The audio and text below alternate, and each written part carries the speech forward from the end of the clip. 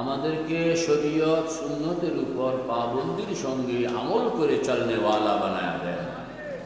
আমাদেরকে তৌফিক দেন আপনাকে চেনা, আপনাকে জানা, আপনাকে বুঝা, আপনাকে পাওয়া, আপনাকে উপলব্ধি করা, আপনাকে হৃদয়ঙ্গম করা, আপনার দেওয়া হুকুমের উপরে নিজেদেরকে প্রতিষ্ঠিত করে ইস্তেকামতের সাথে আমরা যেন আপনার মেহরবানি লইয়া কবরে যেতে পারি। আয় আল্লাহ, আমাদের সকলকে আপনি কবুল করে লন। সবাই বলি আমিন।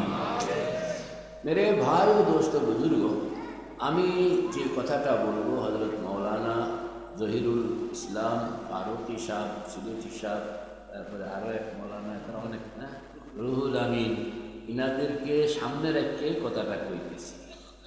আল্লাহর হাবিব হযরতে মুহাম্মদুর রাসূলুল্লাহ সাল্লাল্লাহু আলাইহি ওয়াসাল্লাম দুনিয়াতে আসছেন মানুষকে লা ইলাহা ইল্লাল্লাহ ওয়ালা জিंदगीর তালিম দেওয়া, जो वो जिंदगी बनाओ जिस जिंदगी के हर नुक्ता पर समझा जाएगा ला इलाहा इल्लल्लाह। এই জিंदगी বানাও। আল্লাহ, এটার একটা বাস্তব উদাহরণ আমি দেখছি যে কারুর মনের ভিতরে জীবনের মধ্যে যখন লা ইলাহা ইল্লাল্লাহ ঢুকানো হয় বলেন না, ঢুকে ওয়ালাম্মা ইয়াদখুলুল ঈমানু ফি কুলুবিকুম, না ঢুকাইলে ঢুকে না, কথা কন না, না ঢুকাইলে ঢুকে না।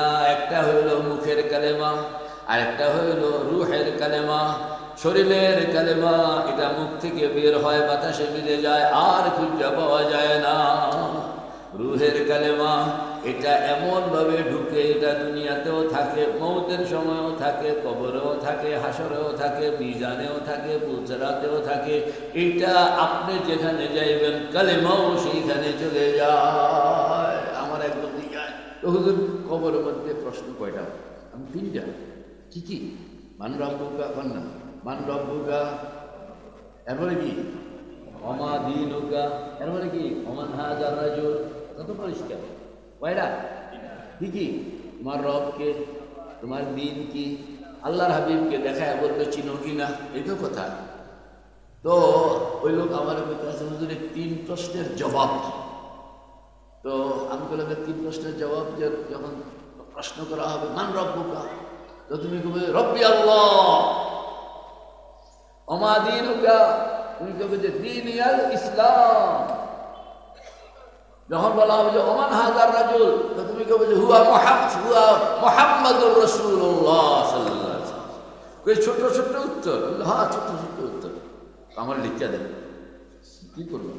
এমন মুখস্থকরণ করব, কথা বল না, এমন মুখস্থকরণ করব যে ঘুমের মধ্যে দিয়ে গেল যেন আমি জবাব দিলাম।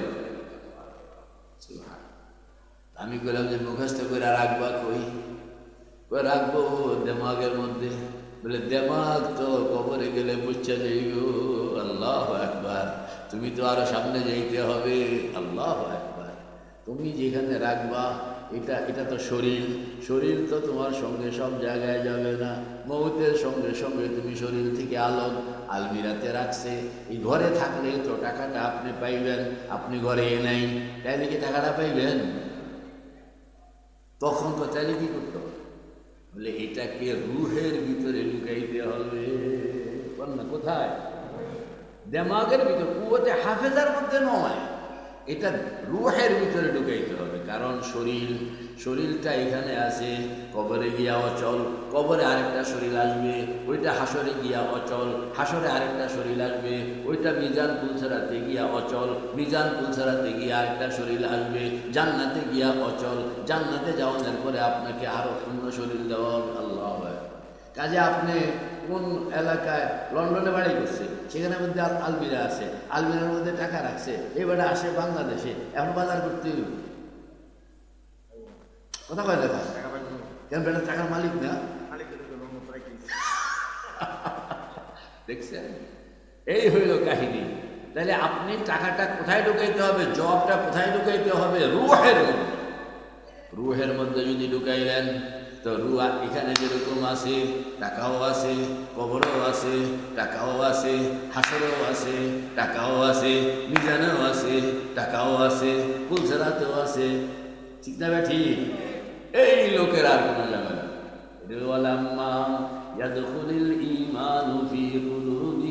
এটা তোমার কলবের মধ্যে ঢুকাইতে হবে। আল্লাহু আকবার। এই কলবের মধ্যে যদি ঢুকাইল তাইলে, আচ্ছা একটা ধরেন একটা বালতির মধ্যে পানি আছে, বালতির কোথাও কোথাও হালকা হালকা ছিদ্র আছে, তো সেখান থেকে বাতাস বেরোব না পানি বেরোবে? কেন? ভিতরে পানি। যে লোক কালেমার জিন্দেগি বানায়, হাদিস মানে তার কথা ফাঁকে ফাঁকে আল্লাহ, আমাদের ওস্তাদ ছিলেন মুফতি সাঈদ আহমদ পালানপুরি রহমতুল্লাহ, বয়ান করতেছে, সবক পড়াইতেছে। এই ধরেন দুই বাক্যের মাঝখানে কোয়ার্টার মিনিটের জন্য থামছেন শ্বাস ফেলানোর জন্য, সেখানে মধ্যে কখনো আওয়াজ শুনতাম, কখনো আওয়াজ শুনতাম না, কিন্তু এটা সবসময় ওই যে বালতির থেকে চুয়াইয়া যা ভিতরে আছে ওইটাই এই এক জিন্দেগি। কালে হিসে পাকের মধ্যে আসছে যে যেই বন্দা কালেমাওয়ালা লা ইলাহা ইল্লাল্লাহ জিন্দেগি বানাইল, এক হাদিসের মধ্যে তো আসছে মান কানা আখিরু কালামিহি লা ইলাহা ইল্লাল্লাহ দাখালাল জান্নাহ। শেষ কথা যদি কি হইল কন্যা, তাহলে রেজাল্ট কি? দাখালাল জান্নাত। শেষ কথা। আমাদের এক বুজুর্গ ছিল, ওই বুজুর্গ নিজেও জিকির করে লা ইলাহা ইল্লাল্লাহ, মুরিদরাও বেড়ায় এই এক জিকির করবি ঠাইসা। তো আরেক লোক কইতে আছে, কয় আল্লাহরে কি এতবার না কইলে আল্লাহ বুঝে না? উল্টা কথায় কয় যে শুনো, আমার তর্ক করি। হাদিসের মধ্যে এই কথাটা আছে, লাকিনু মাউতাকুম বিলা ইলাহা ইল্লাল্লাহ, যে তোমরা তোমাদের মুমূর্ষদেরকে লা ইলাহা ইল্লাল্লাহর তালকিন করো। এটা হাদিসে আসছে কিনা বলেন, আসছে কিনা? আমি আমার রূহকে মনে করি মুমূর্ষ রোগী, যে কোনো টাইম মালাকুল মউত এসে হয়ে যাইব। আমি মনে করি এটা অল টাইম, অল টাইম কি এটা মুমূর্ষ, অল টাইম এটা। আর মুমূর্ষর জন্য হুকুম লাকিনু মাউতাকুম, এই জন্য আমি সব সময় আমার রূহকে তালকিন করতে থাকি যে লা ইলাহা ইল্লাল্লাহ। উদ্দেশ্য ওই যে এইভাবে তালকিন করতে করতে যদি শেষ কথাটা আমার লা ইলাহা ইল্লাল্লাহ হইল, তাইলে তো বেড়া পার, আমি জান্নাতে ঢুকে যাব। কে কে তৈয়ার, কে কে তৈয়ার? নারায়ে তাকবীর। হাদিসে পাকের মধ্যে আসছে মান শাহিদা বিলা ইলাহা ইল্লাল্লাহ মুখলিসান বিকলবিহি, যেই বান্দা লা ইলাহা ইল্লাল্লাহর শাহাদাত দিবে ইখলাসের সাথে, সিলেটি হুজুর মান কালা আর মান শাহিদার মধ্যে পার্থক্য আছে। যে বলল এটা একটা বক্তব্য, যে সাক্ষ্য দিল এটা আরেকটা বক্তব্য। বলা আপনি কইলেন, আর সাক্ষ্য দেওয়ার মতলব হইল যে প্রতিটা শব্দ, প্রতিটা বাক্যের রেসপন্সিবিলিটি আপনি নিয়ে কথা বলতেছেন, তাই না?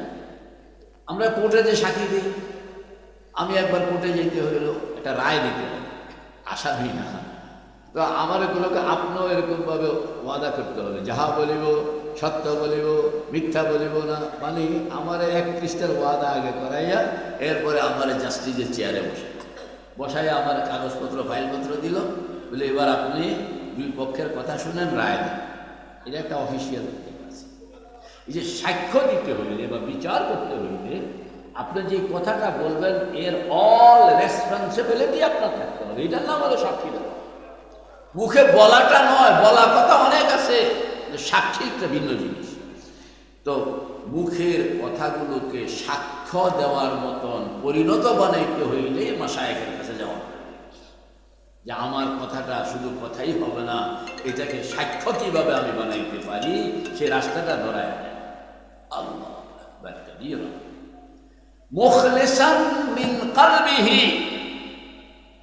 মুখ দেয়া কইলেই ইখলাস হয়ে যায় না, ইখলাস খুব কঠিন জিনিস। আন্নাসু কুল্লুহুম হালকা ইল্লাল আলিমুন ওয়াল আলিমুনা কুল্লুহুম হালকা ইল্লাল আমিলুন ওয়াল আমিলুনা কুল্লুহুম হালকা ইল্লাল মুখলিসুন ওয়াল মুখলিসুনা আলা খাতারিন আযীম। যে পাবলিক সকলেই ঝুঁকিতে আছে, তবে যারা আলেম এরা কিছুটা কম ঝুঁকিতে। আলেমরাও ঝুঁকিতে আছে, তবে যারা আমল করে এরা কিছুটা বাঁচতে পারে। এরাও ঝুঁকিতে আছে, মুখলেসরা কিছু বাঁচতে পারে। আর মুখলেসদের ঝুঁকিও অনেক। যে কোনো টাইম শয়তান আপনার ইখলাস নষ্ট করে দেয়।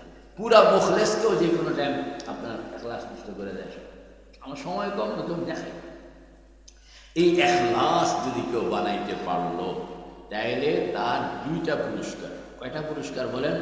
আঙ্গুল দিয়া বলেন। কয়টা পুরস্কার? এক নম্বর হইল লাম ইয়ামাসসুহুন নার, তাকে জাহান্নামের আগুন স্পর্শ করবে। দুই নম্বর হইল দাখালাল জান্নাত, সে জান্নাতে প্রবেশ করবে। এই হাদিসের মধ্যে বলা হয়, একবার সহিহ হাদিস পড়ে যাবে। তাহলে কে কে তৈরি ইনশাআল্লাহ? জাহান্নাম আপনার আগুন, জাহান্নামের আগুন আপনাকে স্পর্শ করতে পারবে না এবং আপনি জান্নাতে ঢুকবেন। পুঁজি হইল লা ইলাহা ইল্লাল্লাহ। তো নিয়ত করেন না, আল্লাহ এই দুইটা নিয়ামত পাওয়ানোর জন্য আমি আপনাকে শুনাইয়া আপনাকে হাজির নাজির জান্না একবার কলমা শরীফ পড়তেছি। সবাই জোর আওয়াজে পড়ুন, লা ইলাহা ইল্লাল্লাহ। এই কথাটা কেন পড়াই না? ব্যাখ্যার মধ্যে এটাও বলা হয়েছে যে লা ইলাহা ইল্লাল্লাহ পড়লে তাকে এটা দেওয়া হবে। তো কয়বার পড়লেন? হাজার হাজার বার না একবার? হাজার হাজার বার পড়লে তো এটা আপনার তবিয়ত হয়ে যায়গা। সুররাহ বলছেন, কেউ যদি জিন্দেগিতে একবারও বলল, কথা কর না, কেউ যদি জিন্দেগিতে, আল্লাহ পাক তাকেও মাহরুম করবেন না। এই কথাটা শোনার পরে একবার কম লাগে না অন্তত? আবার কম। আল্লাহ ওই যে একবারের কথা কইছিল, আমি সেই একবারটা কইতে আছি, এটা আপনি লিখতে রাখেন। ফেরেশতারা তোমরা সাক্ষী থাকো, কিয়ামতের দিন আমার যদি জাহান্নামে ঠেললে আরম্ভ করে, তাহলে কিন্তু আমি একবার কইছিলাম। এই নিয়তে পড়াচ্ছেন, ধরে আর পড়লেন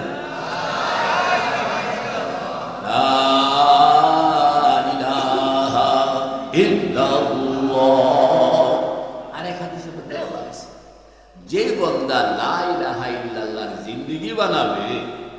মনে তো হে বড় মজার একটা কাহিনী।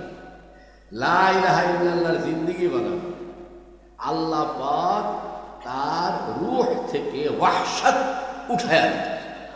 বলেন না, কি উঠায়া দেবেন?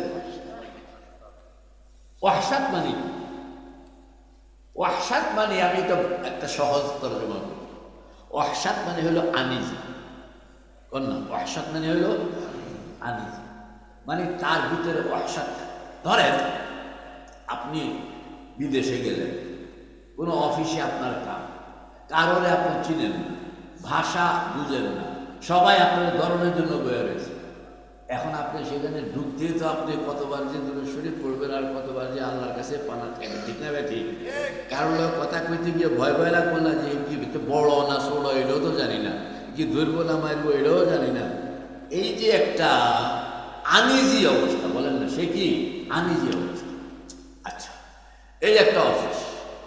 আরেকটা অফিসের খবর বলি। ধরেন আপনার কোনো একটা অফিসে যাবেন,